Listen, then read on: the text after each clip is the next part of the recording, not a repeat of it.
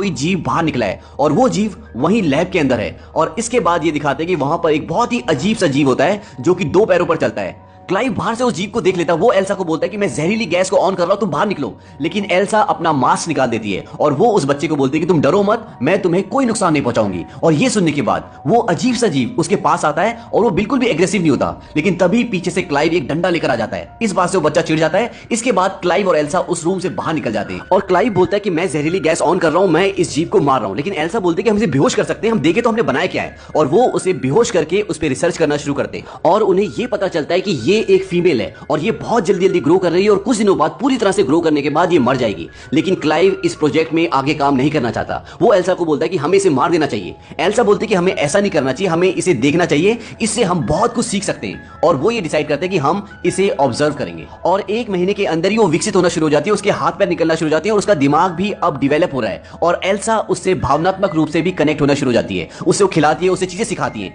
और एक बार वो उसे बहुत सारे अल्फाबेट देती है और वो बोलते हैं कि इन अल्फाबेट को इस ऑर्डर में लगाओ जैसे मेरा नाम है। वो कहती है एल्सा, ELSA। लेकिन वो सारे अल्फाबेट हटा देती है और वहां पर लिख देती है NERD, नर्ड, क्योंकि ये शब्द एल्सा की टी-शर्ट पे लिखा होता है। ये देखकर एल्सा बहुत खुश होती है क्योंकि वो अब चीजें सीख रही होती है। तभी वहां पर क्लाइव आ जाता है और क्लाइव इस जीव को बिल्कुल भी पसंद नहीं करता। वो बोलता है कि इस जानवर को बाहर किसने निकाला, इसे अंदर रखो और इसकी पूंछ ढकी होनी चाहिए। दरअसल इसकी एक लंबी पूंछ भी होती है। एल्सा बोलती है कि इसे जानवर मत कहो। क्लाइव बोलता है फिर क्या कहूं? वो बोलती है कि तुम इसे कहो ड्रेन, क्योंकि अभी अभी इसने अल्फाबेट से NERD इस ऑर्डर में नर्ड लिखा है, तो इसका उल्टा होता है DRAN, ड्रेन। तो वो इसका नाम ड्रेन रख देती है। और कुछ दिनों बाद क्लाइव का भाई ड्रेन को देख लेता है और उसे ड्रेन की हकीकत का पता चल जाता है। इसके अलावा कुछ और भी रीजंस होते हैं जिसकी वजह से वो ड्रेन को एक फार्म हाउस में शिफ्ट कर देते हैं। और अब वो वक्त आ गया है जब क्लाइव को और एल्सा को उन 2 जीवों की जो उन्होंने सबसे पहले बनाए होते हैं उनकी प्रेजेंटेशन कंपनी के शेयर होल्डर्स को देनी है। और जब वो उनकी प्रेजेंटेशन कंपनी के शेयर होल्डर्स को देते हैं और उन दोनों को आमने सामने रखते हैं तो वो आपस में लड़ जाते हैं और इसमें उनकी मौत हो जाती है।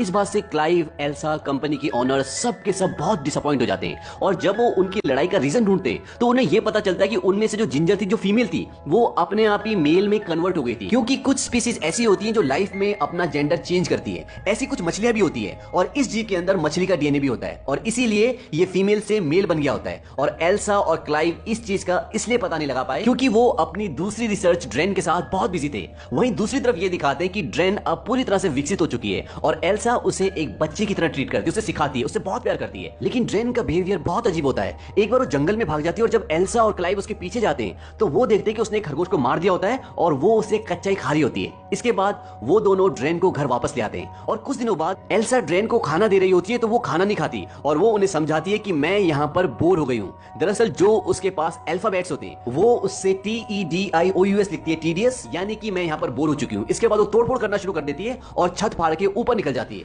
और छत पर खड़ी हो जाती है। और उसके पीछे पीछे एल्सा और क्लाइव भी जाते हैं और वो देखते हैं कि ड्रेन की बॉडी से पंख निकल चुके हैं और वो उड़ने वाली होती है। तभी क्लाइव बोलता है कि हम तुमसे प्यार करते हैं और हमें तुम्हारी जरूरत है। और ड्रेन की बॉडी से पंख वापस उसकी बॉडी के अंदर चले जाते हैं। ड्रेन का ये रूप पहली बार एल्सा और क्लाइव ने देखा होता है। अब ड्रेन का दिमाग काफी हद तक विकसित हो चुका है, वो बहुत चीजें समझती है। उसे एक दिन एक बिल्ली मिलती है लेकिन एल्सा वो बिल्ली उसे छीन लेती है क्योंकि वो नहीं चाहती थी कि बिल्ली को कोई नुकसान पहुंचे, क्योंकि उसने पहले भी एक खरगोश को मारा था। और वो ड्रेन को बोलती है कि तुम इससे बीमार हो सकती हो और वो उससे बिल्ली ले लेती है। इसी के साथ साथ ये भी दिखाते हैं कि ड्रेन अब क्लाइव की तरफ अट्रैक्ट होना शुरू हो जाती है और क्लाइव समझ जाता है कि इसके अंदर जो हमने ह्यूमन का, फीमेल का डीएनए डाला था वो दरअसल एल्सा का खुद का डीएनए था। इस बात से वो एल्सा से बहुत नाराज होता है, उससे बहुत लड़ता है और वो कहता है कि तुम्हें ऐसा नहीं करना चाहिए था। अब धीरे धीरे ड्रेन का एल्सा के प्रति प्यार खत्म होना शुरू हो जाता है और इसी वजह से एल्सा ने जो बिल्ली ड्रेन से छीनी थी वो बिल्ली वापस लेकर आती है और वो उसे देती है। लेकिन एल्सा अपनी पूंछ से एक नाखून टाइप का निकालती है और बिल्ली के गले में चुभाकर उसे मार देती है। ये देखकर एल्सा को बहुत गुस्सा आता है और वो इसे एक जोर से थप्पड़ मारती है। थप्पड़ लगने के बाद वो एल्सा के ऊपर आके खड़ी हो जाती है और उसके गले में एक चाबी होती है। उस चाबी को निकालकर दरवाजा खोलकर बाहर चली जाती है। धीरे धीरे ड्रेन के अलग अलग रूप सामने आ रहे होते हैं। वहीं दूसरी तरफ ये भी दिखाते हैं कि एल्सा ने अब उस प्रोटीन को बना लिया है जिसकी जिम्मेदारी कंपनी ने उन्हें सौंपी थी और वो उस प्रोटीन को कंपनी को हैंड ओवर कर देती है। अब एक दिन क्लाइव अपने कैमरे में यानी कि लैपटॉप की स्क्रीन पे देख रहा होता है कि ड्रेन का है। ड्रेन पानी के अंदर होती है और वो पूरी तरह से न्यूड होती है।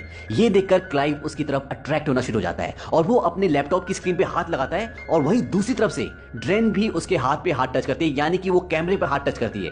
उसे पता चल जाता है कि क्लाइव उसे देख रहा है और ये देखकर क्लाइव एकदम से चौंक जाता है। ड्रेन के अंदर कुछ ना कुछ शक्तियां तो होती है। इसके बाद ये दिखाते हैं कि एक बार क्लाइव उस जगह पर आता है, फार्म हाउस में आता है जहां पर ड्रेन रहती है और वहां पर उस वक्त एल्सा नहीं होती। क्लाइव ड्रेन को आवाज लगाता है लेकिन उसे सामने कोई भी नहीं दिखता।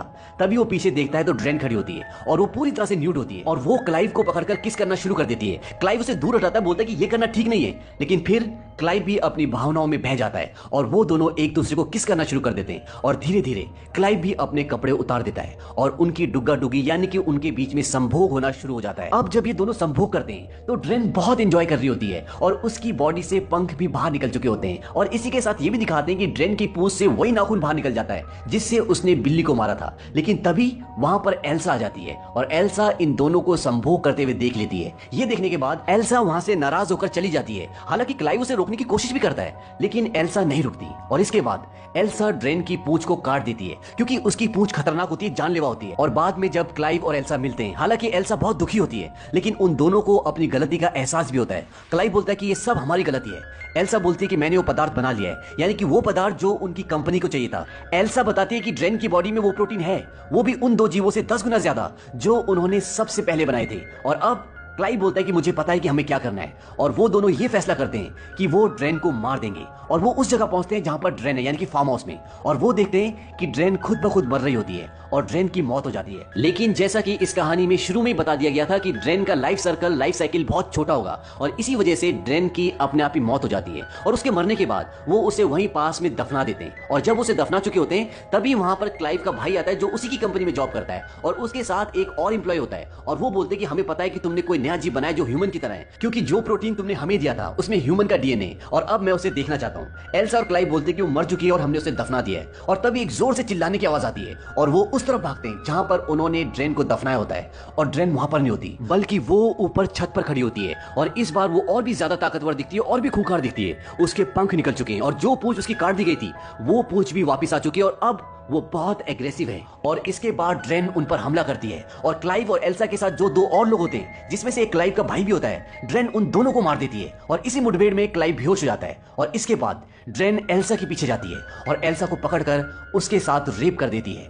अब ड्रेन ने अपना जेंडर बदल दिया है, ठीक उसी तरह से जिस तरह से पहले इन्होंने जो दो जीव बनाए थे जिसमें से एक फीमेल थी जिसका नाम जिंजर था और जो बाद में मेल बन जाती है और इसके अंदर भी उनका हार्मोन, उनका डीएनए होता है, इसलिए ये भी अब फीमेल से मेल बन चुकी है और ये एल्सा का रेप कर देती है। तभी पीछे से क्लाइव आ जाता है और वो एक शार्प लकड़ी ड्रेन की पीठ में भोंक देता है जिससे वो पूरी तरह से जख्मी हो जाती है और वो एल्सा को छोड़ देती है। लेकिन वो अपनी उस लकड़ी को निकालती है और अब वो क्लाइव पे हमला करती है। लेकिन इसी दौरान एल्सा एक बहुत बड़ा पत्थर उठाती है और उसे मारती है जिससे उसे बहुत चोट पहुंचती है। इसके बाद एल्सा दोबारा उस पत्थर को उठाती है और मारने से पहले वो कुछ सोचने लग जाती है क्योंकि उसी ने उसको बनाया है, उसके अंदर उसका डीएनए। लेकिन इसी बीच में ड्रेन अपनी पूंछ से क्लाइव को मार देती है और इसके बाद एल्सा उसे उस पत्थर से दोबारा मारती है जिससे ड्रेन की मौत हो जाती है। और आखिरी सीन में ये दिखाते हैं कि अब एल्सा अपनी कंपनी के ऑनर के सामने है और वो प्रेग्नेंट है। उसके पेट में ड्रेन का बच्चा है क्योंकि ड्रेन ने उसका रेप किया था तो उसके पेट में ड्रेन का बच्चा है। वो कंपनी की ऑनर उसे ये बताती है कि जो प्रोटीन उन्होंने कंपनी को बना के दिया था उससे कंपनी को बहुत फायदा हुआ है क्योंकि अब कंपनी इसके नेक्स्ट स्टेज को भी स्टडी करना चाहती है, यानी कि इस रिसर्च को वो आगे बढ़ाना चाहती है। एल्सा के पेट में अब बच्चा है और उस बच्चे से इस रिसर्च को आगे बढ़ाया जा सकता है। एल्सा ने अभी तक अपनी जान पर खेलकर अपने पति को खोकर इस कंपनी के लिए जितना भी किया है उसके लिए उसे एक अच्छी खासी रकम दी जाती है और उसे ये भी बोला जाता है कि अगर वो अपने बच्चे को अबॉर्ट करवाना चाहे तो वो करवा सकती है। लेकिन एल्सा ऐसा करने से मना कर